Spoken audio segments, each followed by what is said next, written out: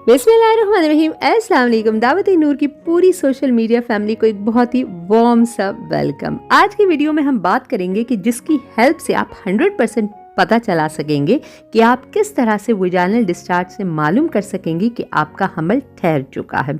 इसके पीछे की एक पूरी लॉजिक है जिससे आपको 100% श्योरिटी मिल जाती है। तो जी आज हम बात करने वाले हैं वजाइनल डिस्चार्ज, जिसे उर्फ आम में सब लिक्योरिया कहते हैं। अच्छा, सफ़ेद पानी का ये खराज हमल का अंदाज़ा इससे आप कैसे लगाएंगे? वजाइनल डिस्चार्ज को देखकर कुछ ख़वातीन को ये थोड़ा सा मुश्किल भी हो सकता है, लेकिन अगर आप पूरी वीडियो को बगैर स्किप किए देखेंगे तो आपको अच्छी तरह से वजाइनल डिस्चार्ज की ये बदलती हुए फेजेस समझ आ जाएंगे। और हमल का वजाइनल डिस्चार्ज कैसा होता है इसके बारे में बात करेंगे, क्योंकि 30 दिन के साइकिल में आपका वजाइनल डिस्चार्ज बदलता रहता है, एक जैसा नहीं रहता। अमूमन ख़वातीन में 4 किस्म के वजाइनल डिस्चार्ज होता है, और जो स्टेप बाय स्टेप आपको इस वीडियो में मैं बताऊंगी 4 मुख्तलिफ औकात में होता है, और हर वजाइनल डिस्चार्ज दूसरे से मुख्तलिफ होता है। जी हाँ, आपने इससे पहले कभी गौर नहीं किया होगा ना। अब जो एक एक आपको मैं जो है ना उसका पैटर्न बताऊंगी तो आप कहेंगे हाँ ऐसा भी होता है और ऐसा भी होता है।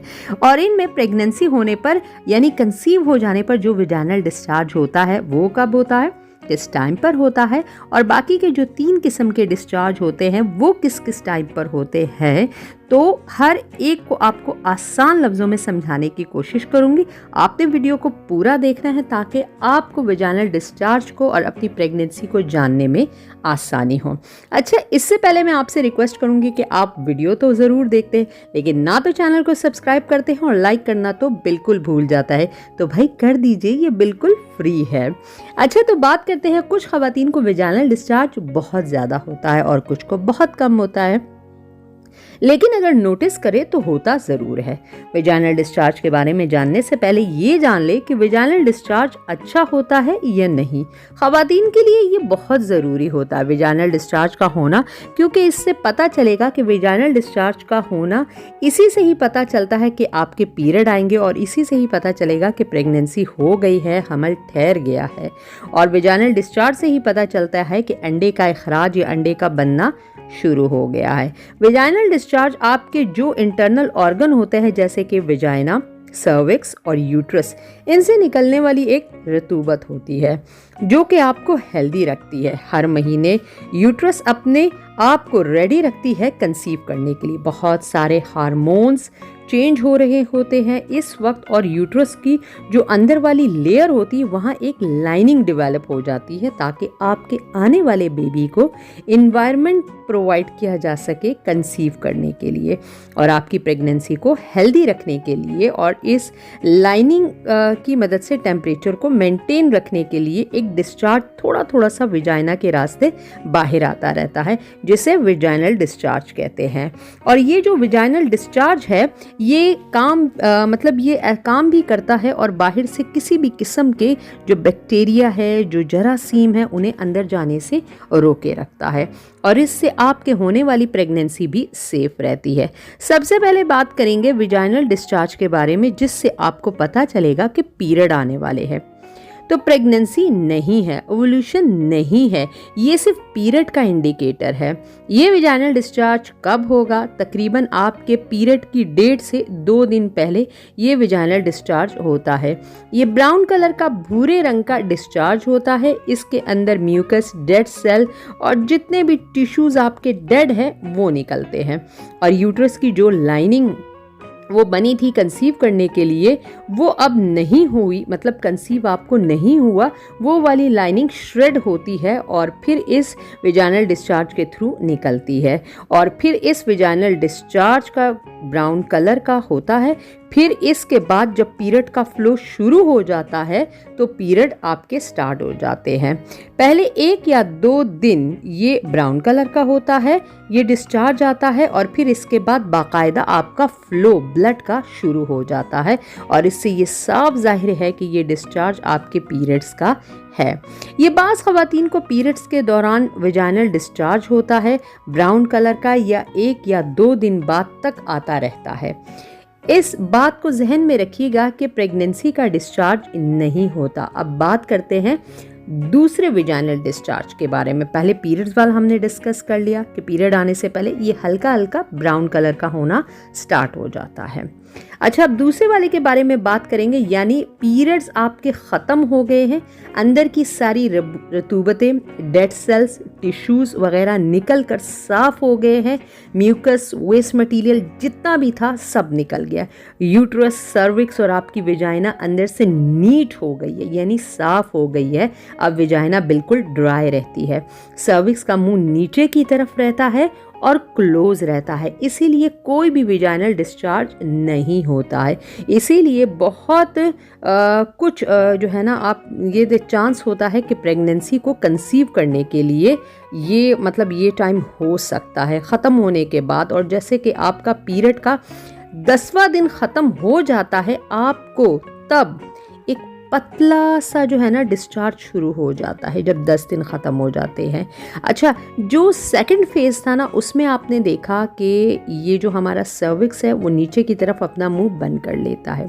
तो इस मुंह बंद कर लेने की वजह से, जब आपसे इससे पहले भी हम डिस्कस कर चुके थे कि ओवुलेशन की डेट फीमेल्स अपनी किस तरह मालूम कर, तो उस वक्त हमने कहा था कि जो फर्स्ट वीक होता है, जो पहले के 8-10 दिन होते हैं, उसमें बहुत कम चांसेस होते हैं कि प्रेगनेंसी हो सके। तो वो इसी वजह से कम चांसेस होते हैं कि सर्विक्स अपना मुंह बंद करके नीचे की तरफ डाउन कर चुका होता है। होने को तो कुछ भी हो सकता है, लेकिन जस्ट साइंस अपनी लॉजिक आपको समझा रही है। आपको पतला सा डिस्चार्ज शुरू हो जाता है। अब सेकंड थर्ड फेज की हम बात करते हैं, ये पतला होता है और ट्रांसपेरेंट होता है, ठीक है।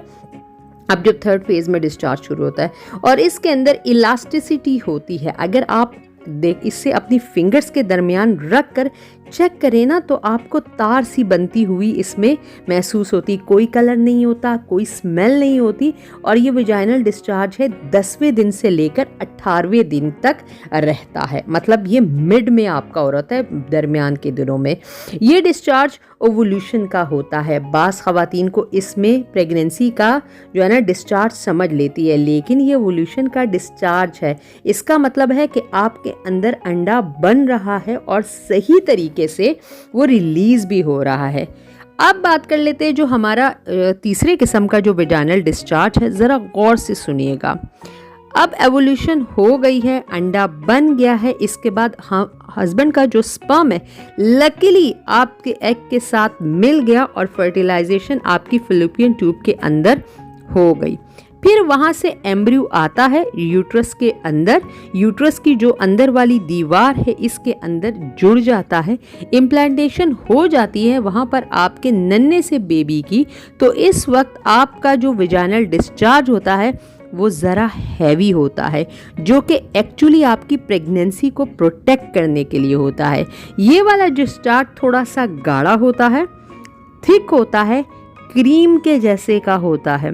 दोबारा सुन लीजिए, अगर प्रेगनेंसी हो जाती है तो फिर जो विजाइनल डिस्चार्ज होता है वो थिक होता है, क्रीमी कलर का होता है, ठीक है, क्रीम के जैसे होगा, हल्का सा क्रीमी कलर होगा। ये हमल ठहर जाने का डिस्चार्ज होता है। ख़वातीन में एस्ट्रोजन और प्रोजेस्टेरॉन का जो लेवल है वो ज़्यादा होगा, जिसकी वजह से विजाइनल डिस्चार्ज ज़्यादा होगा। और इस डिस्चार्ज का वर्क भी यही होता है कि आपके विजाइना, सर्विक और इसके आसपास रहता है, ताकि बाहर के जो बैक्टीरिया है, जो जर्म्स है, वो अंदर तक ना पहुँचे और आपके बेबी को नुकसान ना पहुँच सके। और वहीं से ये विजाइना से थोड़ा थोड़ा बाहर आता रहता है। अगर आपकी डेट आने वाली है और या इससे 4 या 5 दिन पहले अगर आपको इस किस्म का डिस्चार्ज होता है, तो आप समझ लीजिए कि प्रेगनेंसी होने का विजाइनल डिस्चार्ज है। लेकिन सिर्फ इसको बिलीव नहीं करिएगा, इसके साथ साथ आपके प्रेगनेंसी के कुछ और सिम्टम को भी देखना और जांचना है। जैसा कि आपको फीवर हो सकता है, आपको थकावट हो सकती है, आपको सर दर्द की शिकायत हो सकती है, आपको उल्टी मतली जो है ना वो महसूस हो सकती है, आपको भूख के अंदर आपकी कमी हो जाती है, मतलब आप लेथार्जिक थके थके रहते, कुछ खाने को दिल नहीं जाता, आपको यूरिन का प्रॉब्लम हो सकता है, आपको फ्रीक्वेंट यूरिनेशन यानी बार बार यूरिन आता है, या फिर आपको पेट में ब्लॉटिंग और गैस हो सकती है, और प्रेगनेंसी के अर्ली सिम्टम भी यही है।